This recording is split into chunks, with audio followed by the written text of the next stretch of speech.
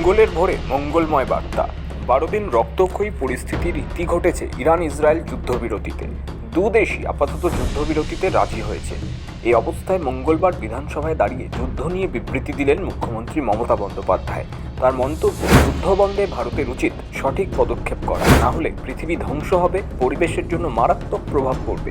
এদিকে মঙ্গলবার ভোররাতে মার্কিন প্রেসিডেন্ট ডোনাল্ড ট্রাম্প নিজের সোশ্যাল মিডিয়া ট্রুথ সোশ্যালে জানিয়েছিলেন ইরান ইসরায়েল সংঘর্ষ বিরতিতে রাজি। গত 13 জুন থেকে দেশের মধ্যে পাল্টা হামলা চলে। 12 দিনের যুদ্ধ শেষের জন্য দুপক্ষকেই অভিনন্দন জানান ট্রাম্প। কিভাবে সংঘর্ষ বিরতি পালন হবে তাও জানিয়ে দিয়েছিলেন ট্রাম্প। ঠিক যেভাবে মাস 2 আগে পহেলগাঁও হামলার পরবর্তী সময়ে ভারত পাকিস্তানের মধ্যে সংঘাত চলাকালীন মে মাসের গোড়ায় সংঘর্ষ বিরতির কথা ঘোষণা করেছিলেন, মঙ্গলবার ভোরেও সেই কায়দায় মার্কিন প্রেসিডেন্ট ইরান ইসরায়েল যুদ্ধবিরতি নিয়েও পোস্ট করেন। কার্যত অনুরোধের সুরে তার মন্তব্য, যুদ্ধবিরতি এখন থেকে লাগু হলো, দয়া করে আর কেউ যুদ্ধবিরতি ভাঙবেন না। ইরান ইসরায়েল উভয়ই ভারত বন্ধু বলে পরিচিত, তাই এই যুদ্ধে নিরপেক্ষ অবস্থান নিয়েছিল কেন্দ্রের মোদী সরকার। এরপর বিধানসভায় দাঁড়িয়ে মুখ্যমন্ত্রী মমতা বন্দ্যোপাধ্যায়ের বার্তা, যুদ্ধ বন্ধে ভারতের উচিত সঠিক পদক্ষেপ করা। এ প্রসঙ্গে তিনি নিজের বেশ কয়েকটি অভিজ্ঞতার কথাও শোনান।